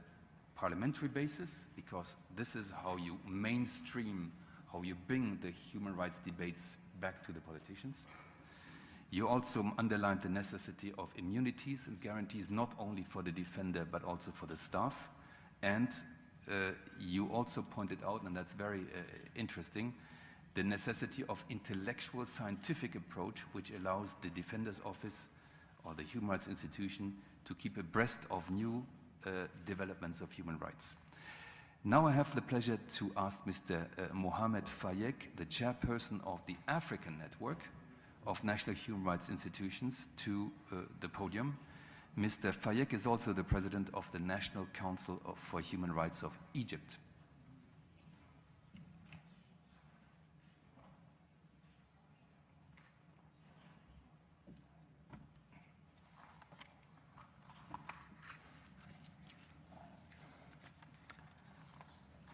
Your Excellency, Prime Minister, Your Excellency, President of the National Assembly, and Mr. President of the session. Excellencies, ladies and gentlemen, permit me first to congratulate Mr. Arman Dotian and congratulate him for what we heard about his practice and about the respect he has all over his country and outside also. And thank him for his kind invitation and the warm welcome we received since our arrival. Ladies and gentlemen, I am pleased to be here. And in Egypt, we have an Armenian community that we cherish and respect. Egypt had welcomed the first batch of Armenians who managed to flee the Ottomani's massacre. They were warmly received, and Al-Azhar, the official religious authority in the country, had condemned the mass killings being practiced against them. Armenia and Egypt, the Armenians in Egypt were granted citizenship and were integrated in the development process. Some of them assumed senior positions in the state, including Prime Minister Nubar Pasha. He was an Armenian whose statue, he was a prime minister, and he was Armenian, and whose statue was built in one of the important squares of Cairo and is still there. The strong and close ties between our countries have always been based on compassion, peace, and respect of human rights. Ladies and gentlemen, we follow with great interest the role played by the national human rights institutions and the formation of the Global Alliance of Human Rights Institutions, GANRI, and regional networks. These institutions have become a fundamental partner in the regional and international international interactions. The role of the national institutions in the implementation, which is one of the important issues, its role in implementation of the Millennium Development Goals and also the Sustainable Development 2030. However, and despite the national institutions' determination in pursuing their objectives in this regard, the desired goals were not achieved because there is a lot of challenges. So if we take a closer look to find out the real challenges facing us and hindering the achievement of our goals, especially in Africa, actually I'm talking particularly in Africa, which has certain problems and challenges which face human rights, we shall realize that they are all linked to violence that threats peace, whether it is internal peace or regional peace, such as terrorism, for example, civil wars, border disputes, or other causes of tribal and sectarian disputes, forced migration or displacement generated by natural phenomena such as desertification or natural disaster, and extremist incitement on hatred. In facing all these challenges, particularly in Africa, I'm talking mainly actually on our experience in Africa, we shall find out that peace building is the real solution, whether it is internally or regionally. On the internal and social peace front, the national human rights institutions had a fundamental role in peace building, based on the notion that the respect of human rights represents the cornerstone of building peace. On the regional front, there is a need for joint arrangements for early warning mechanism in which civil society organizations may participate, and the main objective of this mechanism would be detecting conflicts before they are developed to armed conflicts. Furthermore, we should benefit from the presence of our national institutions in areas of conflicts, as they can provide us with sufficient studies highlighting the ways of resolving conflicts. This may take place through direct contacts concluded by the network or by contacting the United Nations and warning about the risks and critical institutions in some area to urge it to take action and resolve the conflict before reaching critical. In cases of actual armed conflict, of course, the intervention of the United Nations is important to cease fire. As usually, it needs, after this question, it comes the peacekeeping. Peacekeeping is a very important issue also for the national institutes to take part of it with cooperation with the non-governmental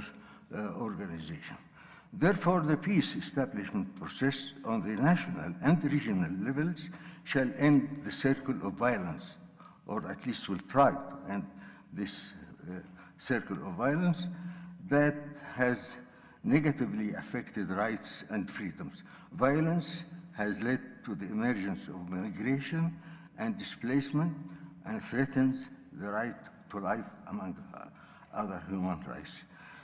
Finally, what I want to say, or what I'm trying actually to say, that we should use preventive diplomacy to avoid armed conflicts by building peace. Thank you very much.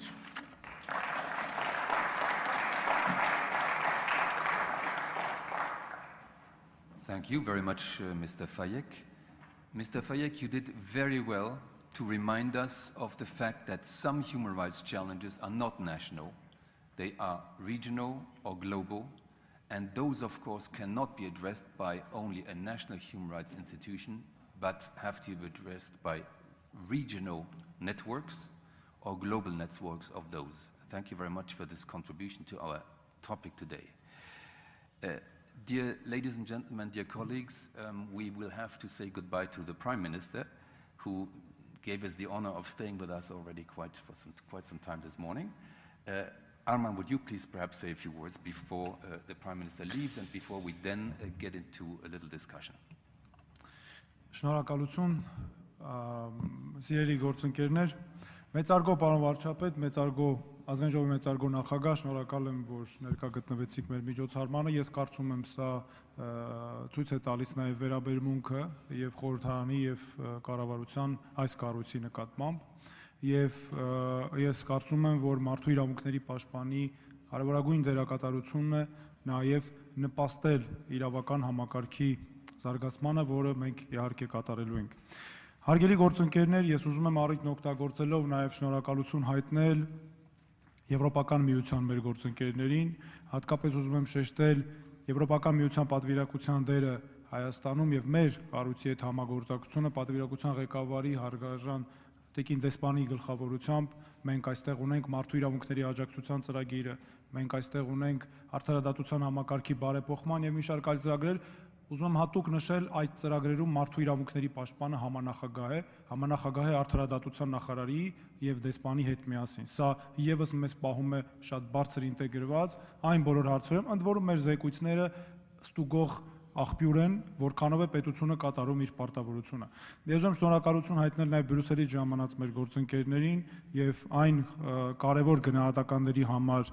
որ հնչեցին, դա մեզ համար կարևոր է, որովհետեւ մենք նաև նույնպես այդ քննարկումները ունենում ենք մեր գործընկերների հետ համատեղ, ինչը մեզ համար մեծ պատիվ է։ Ես ուզում եմ շնորհակալություն հայտնել ՄԱԿ-ի մեր գործընկերներին, Միավորված ազգերի կազմակերպության գրասենյակի բոլոր գործակալությունները մեր կարևորագույն գործընկերներն են եւ մենք նրանց հետ ունենք այս առումով բարձր որակի համագործակցություն։ Սա նույնպես նպաստում է մեր հեղինակության, կարծում եմ, կամ ներգրավվածության ապահովմանը։ Եվ իհարկե Եվրոպայի խորհուրդը կարևորագույն մեր գործընկերն է, որովհետև այս միջոցառման ժամանակ մենք ունենք բարձրաստիճան հյուրեր Եվրոպայի խորհրդից, մասնավորապես ինչպես նշվեց, հատկապես նկատի ունեմ այստեղ մարդու իրավունքների եւ իրավունքի գերակայության գլխավոր տնօրինությունը, խոշտանգումների կանխարգելման Եվրոպական կոմիտեի նախագահը, Վենետիկի հանձնաժողովի առաջին փոխնախագահը, մյուս մեր գործընկերները մեզ հետ են եւ շնորհակալություն եմ ուզում հայտնել ձեզ եւ իհարկե ԵԱՀԿ բարձրաստիճան մեր հյուրերը, որովհետև ԵԱՀԿ ժողովրդավարական հաստատությունների եւ մարդու իրավունքների գրասենյակը հատկապես նպաստում է մեր օրենսդրական համակարգի զարգացմանը եւ մենք շարունակելու ենք նաեւ զարգացնել այդ համագործակցությունը, սա նույնպես կարծում եմ անգնահատելի է։ Շնորհակալություն, ես հիմա խոսքը դարձյալ սիրով փոխանցում եմ պարոն Մարկուս Յագերին։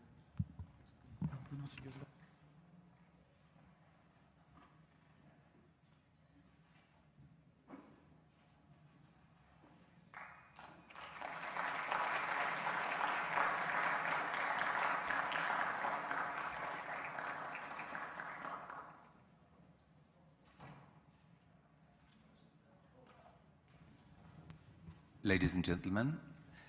I was told that we have something like 30 minutes for a discussion of the subject of this first panel. You might wish to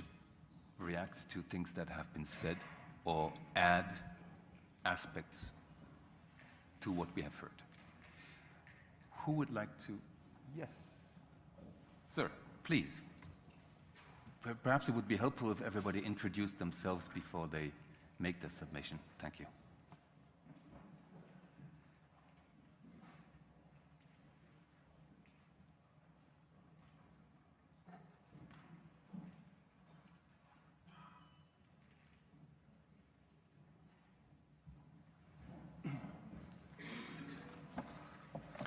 Մեծարգո նախագահող, հյուրեր, ես նախ ներկայանամ Արտակ Զեյնալյան, Հայաստանի Հանրապետության պաշտոնաթող արտադրության նախարար։ Նախ միանում եմ բոլոր շնորհավորանքներին, որոնք հնչեցին եւ կիսում եմ այն համոզմունքը, որ Հայաստանի Հանրապետությունում մարդու իրավունքների պաշտպանի ինստիտուտը կայացել է։ Կիսում եմ նաև այն համոզմունքը, որ այդ ինստիտուտի կայացման համար մեծ ջանքեր են գործադրել եւ մեծ ներդրում են ունեցել այն անձինք, որ կրել են Հայաստանի Հանրապետությունում մարդու իրավունքների պաշտպանի թիկնոցը։ Եվ նաև կիսում եմ այն մտահոգությունը, որ աշխարհում, այսպես ճակերտավոր ասած, պայմանական ասած, արշավ է սկսված մարդու իրավունքների ինստիտուտների նկատմամբ, այդ պետական կառույցների նկատմամբ, աստիճանաբար կրճատվում են դրանց բյուջեները եւ պետական մարմինները, գործադիր իշխանության մարմինները փորձում են հնարավորինս խոչընդոտել, դարձյալ մի փոքր պատկերավոր ասած, այս ինստիտուտների գործունեությունը։ Եվ ես ուզում եմ ձեզ հետ կիսվել իմ գաղափարներով, հանդես գալ առաջարկություններով, որոնք կնպաստեն մարդու իրավունքների պաշտպանվածության մակարդակի բարձրացմանը եւ այս ինստիտուտի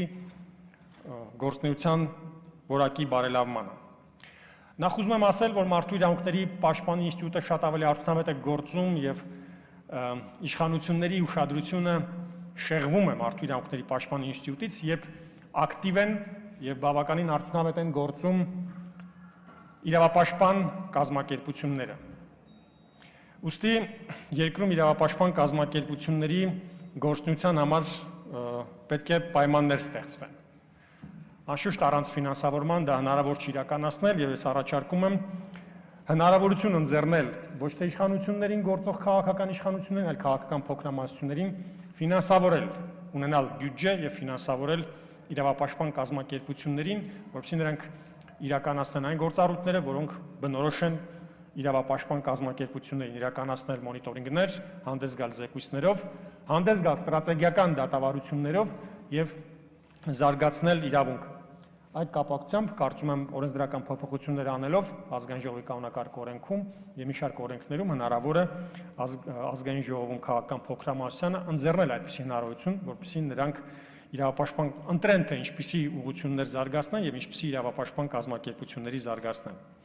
Առաջարկում եմ ներդնել ներպետական ազգային մշտադիտարկման մեխանիզմներ։ Ասենք մարդու իրավունքների ռազմավարությունը ներկայացվի հրապարակային լսումների ժամանակ եւ իրավապաշտպան հասարակական կազմակերպությունները, անհատները, որոնք ընտրված կլինեն, հնարավորություն ունենան հրապարակայինորեն հարցեր ուղղել գործադիր իշխանության մարմնի ներկայացուցիչներին, քաղաքական գործիչներին, ովքեր կպատասխանեն այս կամ այն ռազմավարության կետի կատարման ընթացքի վերաբերյալ։ Արդար դատաքննության իրավունքի ապահովումը չափազանց կարևոր է մարդու իրավունքների պաշտպանության հարցում, նորություն չեմ ասում, եւ այդ առումով ես շատ կարևորում եմ Հայաստանում դատական իշխանության հզորությունների մեծացումը։ Հայաստանում դատավորների քանակը արդյունավետ կառավարում իրականացնելու համար պակասը 3 անգամ, քան անհրաժեշտ է։ Եթե ժողովրդավարական երկրներում, իրավական երկրներում գեներացված, ծնված վեճերը լուծելու համար անհրաժեշտ է 100,000 բնակչի հաշվարկով 21 դատավոր, Հայաստանում նրանց թիվը շուրջ 7-ն է։ Հետևաբար մեր անհրաժեշտ են այս հզորությունները մեծացնել, որպեսզի ապահովի, ասենք, արդար դատաքննության իրավունքի ողջամիտ ժամկետում գործի քննության բաղադրատարի իրավունքը։ Անհրաժեշտ է ավելացնել դատավորների քանակը, անհրաժեշտ է ավելացնել դատական կառույցների, շենքերի թիվը եւ նաեւ արդյունավետությունը բարձրացնել ժամանակակից տեխնոլոգիաներ ներդնելով։ Այս առումով նաեւ չափազանց կարևոր է հզորացնել փաստաբանների պալատի կազմում գործող հանրային պաշտպանի ինստիտուտը, ավելացնել նաեւ դատավորների թվի հետ լծորտված քննիչների, դատախազների հզորությունները։ Առաջարկում եմ քաղաքական փոքրամասնություններին, խմբակցություններին ընձեռել սահմանադրական դատարան դիմելու եւ օրենքները վիճարկելու լիազորությամբ։ Դա հիմա Ազգային ժողովում կարող է իրականացնել падգամավորների 1/5-ը, թվով 1/5-ը, եւ կան խմբակցություններ, որոնք 1/5 չեն ձևավորում։ Նրանք ինստիտուտ են արդեն եւ կարծում եմ պետք է այս հնարավորությունը ունենան եւ առաջիկա սահմանադրական փոփոխություններում առաջարկում եմ այսպիսի լիազորությամբ օժտել Ազգային ժողովում քաղաքական փոքրամասնությունների խմբակցություններին սահմանադրական դատարան դիմելու եւ վիճարկելու ընդունված օրենքների դրույթների սահմանադրականությունը։ Եթե սա հնարավոր է անել սահմանադրության փոփոխություններով, ապա մեկ այլ առաջարկ եմ անում, որը կարող է արվել նաեւ ընդհանրապես վարչական դատավարության օրենսգրքում փոփոխություն կատարելով, Ազգային ժողովի կանոնակարգ օրենքում փոփոխություն կատարելով։ Մասնավորապես հնարավորություն ընձեռել խմբակցությանը դիմելու վարչական դատարան, վիճարկելու գործադիր իշխանության մարմինների, կառավարության, նախարարությունների եւ բոլոր այն մարմինների, որոնք օգտված են նորմատիվ իրավական ակտեր ընդունելու լիազորությամբ, այս մարմինների ակտերը վիճարկելու հնարավորությամբ։ Այսպիսի հնարավորություն ես ներդրել եմ քաղաքապետարաններում, ավականնում այսպիսի հնարավորությամբ ընձեռնվել է եւ ես առաջարկում եմ սա տալ նաեւ քաղաքական փոքրամասնությանը, որպեսզի հնարավորություն ունենա վիճարկելու գործադիր իշխանության մարմինների լիազորությունների շրջանակներում ընդունված նորմատիվ դրույթները։ Միևնույն ժամանակ առաջարկում եմ ներդնել դատարաններում գործի քննության ողջամիտ ժամկետի իրավունքի խախտման դեպքում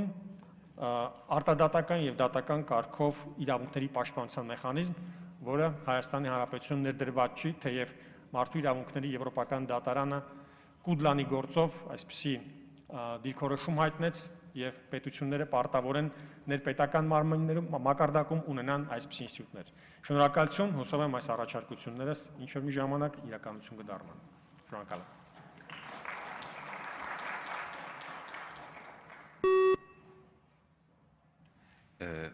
Dear Mr. Xenadian, you are a real expert in the field that we are debating, and I'm extremely grateful for your wealth of recommendations, of suggestions, of ideas, which I'm unable to summarize as a good chairman should do. Let me just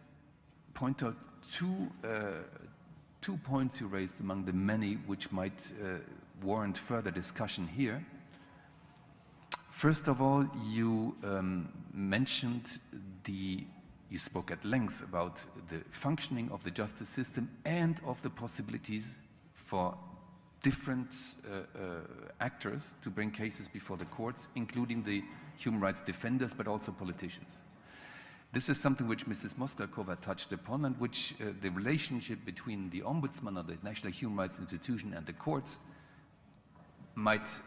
need more debate, because there has to be respect by the Ombudsman or the National Human Rights Institution for the courts, but at the same time the administration of justice, at least in the Nordic countries, is clearly an issue for the National Human Rights Institution to look into. The second very interesting idea which I wish to extract from what you said, Mr. Minister,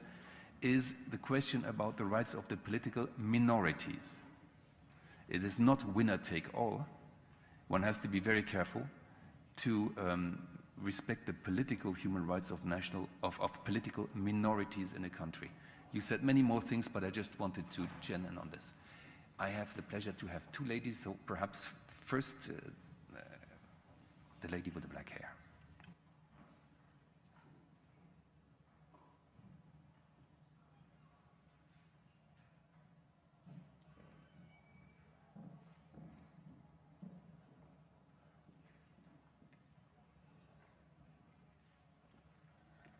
Merci, Monsieur le Président. Je me présente, Amina Saoudi, membre du Conseil national des droits de l'homme au Maroc et en même temps présidente de la commission chargée des relations extérieures. J'aimerais, à partir de ce moment où j'ai été vraiment ravie de voir comment se célèbre le 15e anniversaire de l'ombudsman arménien, juste poser des questions qui m'ont interpellée au niveau de la comparaison de ce qui se passe au Maroc et ce qui se passe en Arménie. La première de mes questions serait celle de poser la question de savoir est-ce que, parce que là j'ai remarqué qu'en Arménie on parle de l'ombudsman et puis c'est une institution nationale, alors qu'au Maroc on parle de deux institutions qui sont constitutionnelles. La première qu'on appelle ombudsman aussi ou médiateur, et une autre institution nationale qui est le Conseil national des droits de l'homme. Ce sont deux institutions, les deux sont indépendantes et les deux sont constitutionnelles. Alors j'aimerais bien savoir, est-ce que, alors pour le cas marocain, l'ombudsman ou le médiateur se charge uniquement de voir les plaintes qu'a le citoyen marocain devant l'administration, alors que le Conseil national des droits de l'homme, ses prérogatives sont beaucoup plus larges que ça. Et j'aimerais savoir à ce propos, est-ce que l'ombudsman arménien exerce les deux fonctions, c'est-à-dire qu'il n'y a pas nécessité de recourir à un ombudsman spécial pour traiter rien que les plaintes qu'a le citoyen devant l'administration, ou bien c'est un ombudsman qui a plein de prérogatives, comme ça a été cité maintenant dans les différentes présentations. J'aimerais bien savoir un peu, c'est une question qui m'interpelle. Une autre question qui m'interpelle toujours, c'est à propos du statut de l'ombudsman arménien. Est-ce que l'ombudsman arménien peut saisir la Cour constitutionnelle? Il est responsable devant quelle institution? Est-ce qu'il y a un rapport qui est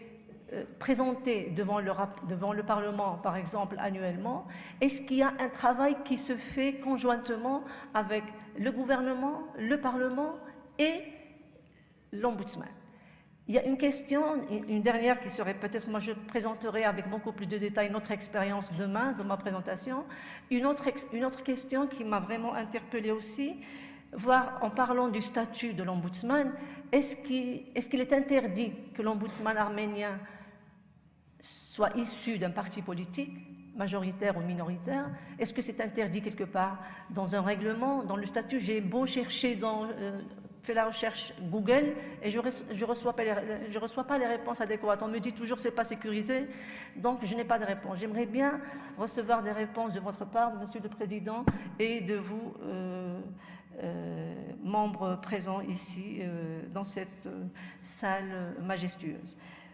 Voilà, je parlerai aussi de l'immunité de l'ombudsman. Est-ce que c'est une immunité qui est semblable à l'immunité qu'a un parlementaire en Arménie ou un peu différente? Je vous remercie. Ce sont 3 ou 4 questions qui m'ont interpellée, surtout au niveau de la comparaison avec l'expérience arménienne et l'expérience marocaine. Je vous remercie.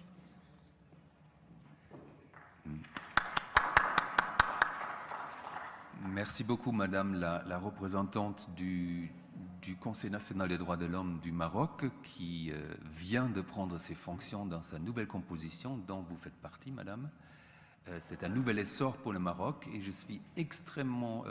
heureux de vos questions qui sont exactement au sujet qui nous préoccupe dans cette session. Par malheur, Arman Tatoyan a dû s'absenter pendant une minute. Je vais lui dire...